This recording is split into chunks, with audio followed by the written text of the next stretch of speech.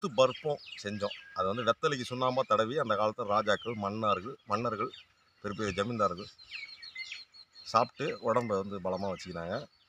அந்த முத்து பருப்பம் இது. ஏற்கனவே முத்து பருப்பம் செஞ்ச வீடியோ ஏற்கனவே ஒரு பார்ட் போட்டிருக்கேன். கீழே கொடுக்குறேன் பாருங்கள். இது வந்து ஏற்கனவே அது முடியாமல் நின்றுச்சு. அடுத்த பார்ட் வந்து ஏன்னா இதுக்கு ஒரு ப்ராசஸாக நீங்கள் செய்யணும்னு நினச்சிங்கன்னா இது முறையாக நான் போட்டிருக்கிற வீடியோ பார்த்தீங்கன்னா முறையாக நீங்களே செஞ்சுக்கலாம். இப்போ நான் அந்த பருப்பம் முடிச்சிருக்கேன். இது ஃபுல்லாக பியூர் முத்து. இதை சுண்ணாம்பு மாரி ஆக்கியாச்சு. இந்த சுண்ணாம்பை வெத்தலையில் தடவி சாப்பிட்றது எப்படி? பன்னீர் விட்டு குழைக்கணும். இப்போ பன்னீர் கையில் இல்லை, தண்ணீர் விட்டு குழைச்சிக்கலாம். வெத்தலை பாக்கு போடுற முறை இது காட்டுறதுக்காக தான் வந்துருக்குறோம். இப்போ வெத்தலை பாக்கு இதை எப்படி போட போகிறோம் அப்படின்றத நான் காட்டுறேன் உங்களுக்கு. வெத்தலை பாக்கு போட பழக்கம் இல்லாதவங்க, வெத்தலையோட நன்மை உங்களுக்கு தெரியும். கேன்சரை கூட தடுக்கிற சக்தி வெத்தலைக்கு உண்டு.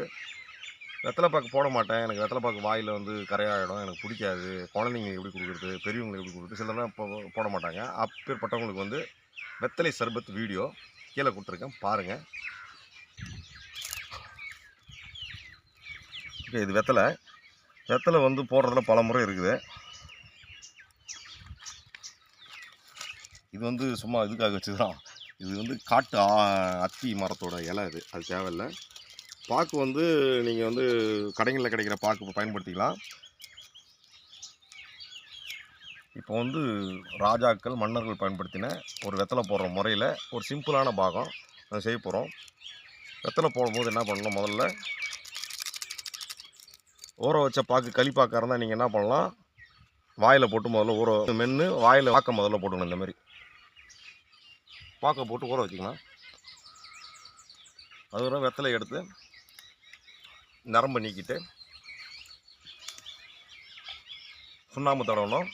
நம்ம சுண்ணாம்புக்கு பதில் என்ன தடவுறோம்னா, ஒரு குண்டுமணி அளவு முத்து பருப்பம் வச்சு கொஞ்சமாக தண்ணி விட்டு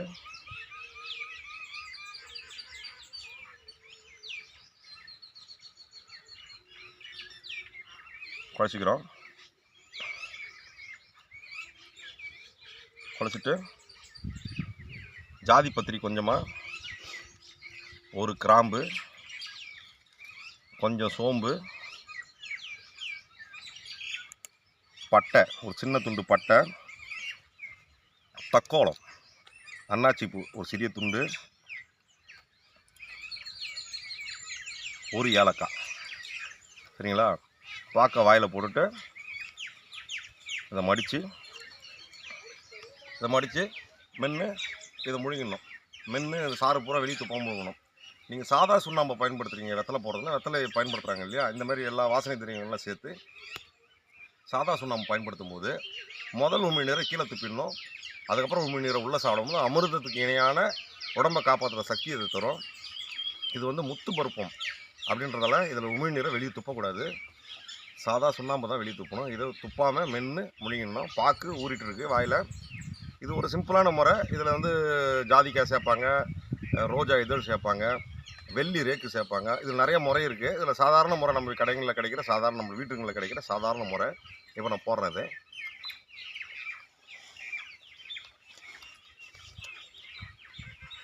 போட்டு மென்று இந்த சாறு பூரா கொஞ்சம் கொஞ்சமாக முழுங்கிடணும். இதனால் என்ன பயன், எதுக்காக இதை சாப்பிட்டாங்க, இந்த முத்து பருப்பத்தை இவ்வளோ காஸ்ட்லியான விஷயத்த செஞ்சு ஏன் சாப்பிட்டாங்கன்னா, மூளையை வந்து சோறு அடையாமல் வச்சுக்கோங்க. முத்து புஷ்பம் நரம்பு மண்டலத்துக்கு பலம் கொடுக்கும், ஆண்மை விருத்தி தரும், இந்த குழந்தையின்மையை வந்து சரி செஞ்சு விந்து சுரப்பு அதிகமாக்கி குழந்தை பேருக்கு உறுதியளிக்கும், ஞாபக சக்தி அதிகமாக்கும், நரம்பு மண்டலத்தை பலம் பண்ணும். முக்கியமான வேலை இதெல்லாம் செய்யுதுங்க. உடம்புக்கு வந்து இறுகி நல்லா பலத்தை கொடுக்குற தன்மையோட ஆயுளை விருத்தி செய்யும். இளமையாக இருக்கிறதுக்கு உண்டான எல்லா விஷயமும் இதில் தன்னால் உற்பத்தி ஆகும். எலும்புகள், மஜ்ஜைகள், மூட்டுகள் பலமாகும். இதில் மருத்துவ பலன்கள் வந்து அதிகம். ரெண்டாவது, இந்த மாதிரி முத்து பருப்பத்தோட வெற்றிலை சாப்பிட்றவங்கக்கிட்ட செல்வம் குறையவே குறையாதுங்க. வாக்கு பலிதமாகும், செல்வம் குறையாது, நல்ல எண்ணங்கள் வந்து உருவாகும். இந்த மாதிரி பற்பல பலன்கள் வந்து இந்த முத்து பருப்பத்தில் வந்து வெத்தலை போடும்போது நடக்கும்.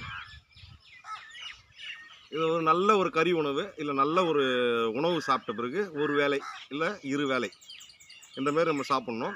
ஒரு 4 வெத்தலை மேலே பயன்படுத்தக்கூடாது. இந்த சுண்ணாம்பு வந்து ஒரு வெற்றிலைக்கு வந்து ஒரு குண்டுமணி அளவுக்கு கம்மி பயன்படுத்தக்கூடாது. அதுக்கு மேலே பண்ணக்கூடாது. குண்டுமணி அளவு தான் பயன்படுத்தணும். அதிகமாக சாப்பிடக்கூடாது. இப்போ நண்பருக்கு வந்து ரெடி பண்ணி கொடுக்குறேன்.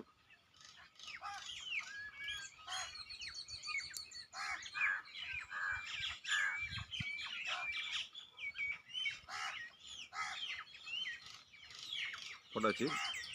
ஜாதி பத்திரி இருக்கிறதெல்லாம் ஜாதிக்காய் எடுத்துகிட்டு வரல. ஜாதி பத்திரி ஜாதிக்காய் ரெண்டுமே ஒரே வேலையை செய்யும். இப்போ நண்பருக்கு வந்து சளி காய்ச்சல் இருக்குது. நீங்கள் சாப்பிட்டு பாருங்கள் எப்படி இருக்குன்னு சொல்லிட்டு கொடுக்க போகிறேன். வாங்க நண்பர். கண்டிப்பாக நாங்கள் பாக்கு தர முதல்ல போட்டுக்கோங்க வாயில். பாக்கு வந்து நீங்கள் ஊற வச்ச பாக்கு, வெட்டின பாக்கு, இல்லை கடைகளில் வைக்கிற ஒரு நல்ல பாக்காக வாங்கி பயன்படுத்திங்க. பாக்கு கண்டிப்பாக சேரணும். சேர்ந்தால் நல்லா வேலை செய்யுங்க. வெத்தலையோட பயன் உங்களுக்கு தெரியும் நல்லாவே. கேன்சர் வரைக்கும் சரி பண்ணுறதுன்னு சொல்லிட்டு ஆராய்ச்சியில் சொல்லியிருக்கிறாங்க. இப்படி வெத்தலை பயன்படுத்த முடியாதவங்க நான் சொன்ன மாதிரி வெத்தலை சர்பத்து 4 கிராம், இந்த வீடியோ கீழே கொடுத்துருக்கேன், 4 கிராம் ஒரு கிளாஸில் போட்டுட்டு ஒரு 100 ml தண்ணி ஊற்றி கலக்கி, ஐஸ் வாட்டர் வந்தால் கூட பரவாயில்ல, கலக்கிட்டு ஒரு கால் எலுமிச்சம்பழம் புழிஞ்சு சாப்பிட்டிங்கன்னா சர்பத்து அப்படியே டேஸ்ட்டு சர்பத்து வாசனையாக இருக்கும். இது வந்து காஸ்ட்லியான முறை. இதுவும் அற்புதமாக வேலை செய்யும். வெத்தலையில் என்னென்ன குணம் இருக்கோ எல்லாமே இதில் இருக்கும். பல்லு கரையாகாது. பாருங்கள். போட்டுக்கோங்களா? போட்டுங்க, வாயில் போட்டுங்க.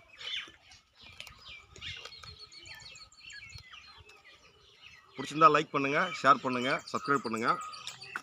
இந்த முத்து பருப்பம் செஞ்சதுக்கு உண்டான வீடியோ ஃபினிஷ் பண்ணுறதுக்காக இது எடுத்தது. முத்து பருப்பம் எடுத்தாச்சு. நன்றி. இது வரைக்கும் பொறுமையாக பார்த்ததுக்கு ரொம்ப நன்றி.